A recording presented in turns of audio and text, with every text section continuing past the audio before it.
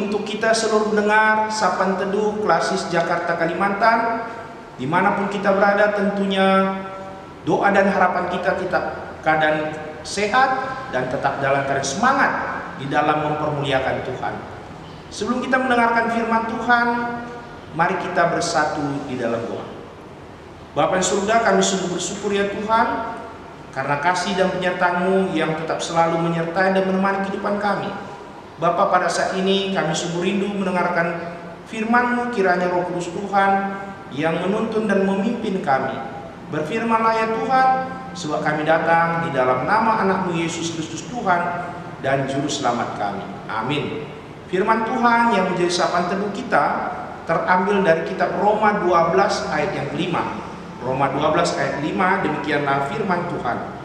Demikian juga kita, walaupun banyak, adalah satu tubuh di dalam Kristus, tetapi kita masing-masing adalah anggota yang seorang terhadap yang lain.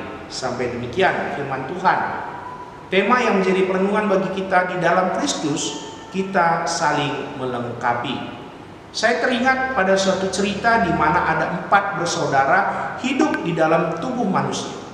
Mereka adalah wajah, tangan, kaki, serta perut. Keempatnya hidup rukun. Sampai suatu hari timbul perselisihan di antara mereka. Masing-masing saling menonjolkan diri, menganggap diri mereka yang paling penting. Pertama kaki berbicara, teman-teman, akulah yang paling penting di antara kalian. Coba bayangkan, tanpa aku manusia bakal tidak bisa kemana-mana. Sahut tangan, manusia tanpa tangan tidak bisa bekerja. Memang benar, tanpa kaki manusia tidak bisa kemana-mana. Tetapi itu tidak penting. Tetapi yang terpenting bagi manusia adalah bekerja. Setelah bekerja baru mendapatkan makanan. Jadi manusia harus bekerja, dan itu yang terpenting. Dan hanya tangan yang bisa bekerja untuk mencari nafkah manusia. Wajah pun mulai terlihat tersenyum. Mendengar penuturan kaki dan tangan, terbayang rasa congkak dalam dirinya. Lalu ia mulai mencetus, kalian sama sekali tidak penting dibanding dengan aku. Tahu nggak kalian, manusia itu dihargai karena apa? Karena wajahnya. Wajah yang tampan, wajah yang terlihat cantik membuat manusia banyak dikagumi orang. Selain itu, aku memiliki panca indera, yaitu mata, telinga, hidung, lidah, serta mulut. Nah, jelas-jelas aku yang paling hebat di antara kalian semua. Perut yang tadinya diam saja ikut-ikutan bicara.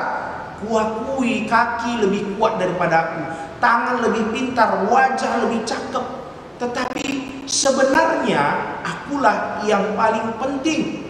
Tanpa aku, kalian semua itu tidak ada artinya. Mendengar celoteh perut, anggota tubuh lainnya menjadi marah. Mereka sebaliknya menganggap perut bagian tubuh yang paling malas. Coba bayangkan, pekerjaan perut sehari-hari hanya makan dan makan melulu. Tetapi kalau kami, kaki membawa tubuh ke tempat mencari nafkah, tangan bekerja mencari uang, wajah selalu menunjukkan raut muka yang manis agar disenangi orang. Namun semua hasil jerih payah itu dimakan oleh perut. Dasar perut tidak berguna. Sejak kejadian itu, kaki, tangan, serta wajah mulai mengabaikan perut. Mereka tidak mau mencarikan makanan buat perut. Biar perut tahu bahwa tanpa kita ia tidak ada gunanya, kata mereka. Perut pun tidak menerima makanan selama berhari-hari dan perut menjadi sangat lemah. Tetapi yang herannya bukan hanya perut yang merasa lemah, tetapi ternyata anggota tubuh lainnya juga ikut menjadi lemah. Tangan serta kaki sulit digerakkan. Kaki tidak kuat untuk berjalan, sedangkan tangan merasa lemas, nggak bisa bekerja. Wajah menjadi sering meringis karena menahan rasa lapar dan sakit. Wajah yang tadinya tampan kini menjadi penuh kerut-merut. Tubuhnya menjadi lemah dan tidak berdaya. Kini kaki, tangan, serta wajah menyadari kesalahan mereka. Kita tidak bisa hidup tanpa perut, kata mereka akhirnya.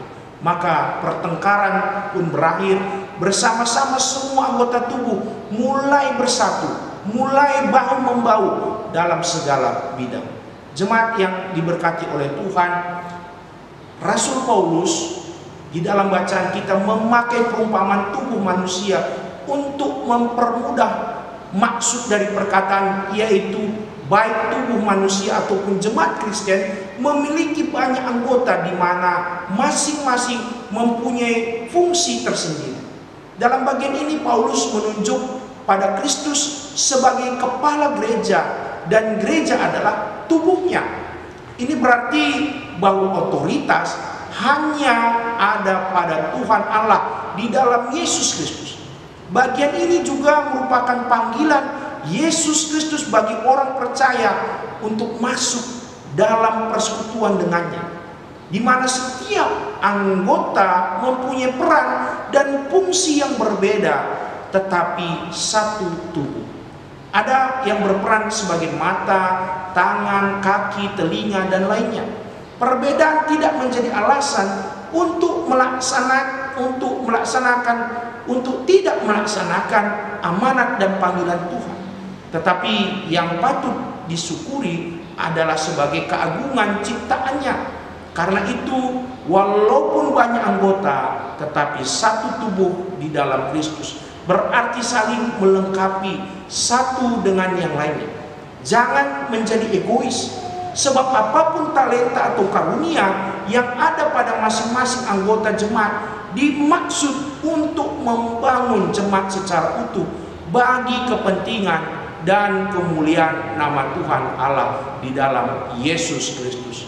Ketika masing-masing anggota jemaat diperlengkapi Tuhan Allah dengan kemampuan, karunia, talenta, semua itu bertujuan untuk memuliakan Tuhan Allah, bukan saling adu kekuatan atau meninggikan diri sendiri.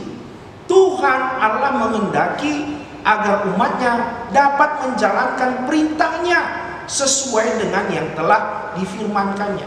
Karena untuk membangun keutuhan dalam satu anggota tubuh Yesus Kristus tidaklah mudah jika tidak berjalan bersama-sama. Untuk itu, marilah kita selaku warga gereja menjadi satu tubuh di dalam Yesus Kristus. Tuhan memberkati firman-Nya, kita bersatu di dalam doa. Bapa di surga, kami sungguh bersyukur ya Tuhan untuk kebenaran firman-Mu yang sudah mengingatkan kami pada hari ini bagaimana pentingnya untuk memiliki satu kesatuan yang utuh, untuk boleh kami saling melengkapi, tidak ada keegoisan, tidak ada meninggikan diri atau menonjolkan diri kami Bapa, tetapi semuanya kami diperlengkapi oleh Tuhan dengan kemampuan, talenta, dengan apapun itu ya Tuhan, untuk membangun tubuh Kristus untuk kemuliaan nama Tuhan saja. Bapa surga, kami juga berdoa ya Tuhan, kiranya Tuhan memberkati untuk seluruh pendengar Sapaan Teduh dimanapun kami berada. Tuhan memberkati jikalau ada yang dalam keadaan lemah ataupun di dalam keadaan sakit Bapa di dalam surga, kiranya tangan pengasihan-Mu yang mengangkatkan segala sakit penyakitnya, ataupun di dalam pergumulan, Tuhan yang memberikan ketenangan hati dan pikirannya untuk tetap berpengharapan kepada Tuhan saja. Bapa, kami juga berdoa secara khusus untuk Runggul Studio Alam Bapa. Tuhan memberkati untuk seluruh serayan Tuhan, baik dari pendeta, baik juga dari pertua diaken, dan juga untuk pengurus kategorial, pengurus sektor, panitia pembangun, guru-guru KKR, semuanya Tuhan memberkati untuk boleh saling melengkapi Bapak untuk membangun tubuh Kristus. Tuhan memberkati di dalam seluruh program yang ada Bapak untuk boleh menjadi kemajuan iman di tengah-tengah Runggul Studio Alam Bapak. Tuhan, ini doa kami ya Tuhan, ampunkan segala dosa kami Bapak, sebab kami datang di dalam nama anak-Mu yang sudah mengajari kami doa Bapak kami, kita ucapkan bersama-sama. Bapa kami yang di surga, dikuduskan nama-Mu, datanglah kerajaan-Mu, jadilah kehendak-Mu di bumi seperti surga. Berikanlah kami pada hari ini makan kami secukupnya, dan ampunilah kami akan kesalahan kami, seperti kami juga mengampuni orang bersalah pada kami. dan janganlah membawa kami ke dalam pencobaan, tetapi lepaskanlah kami dari jahat, karena Engkau yang punya kerajaan dan kuasa dan kemuliaan sampai selama-lamanya. Amin. Tuhan memberkati kita seluruh pendengar dimanapun kita berada.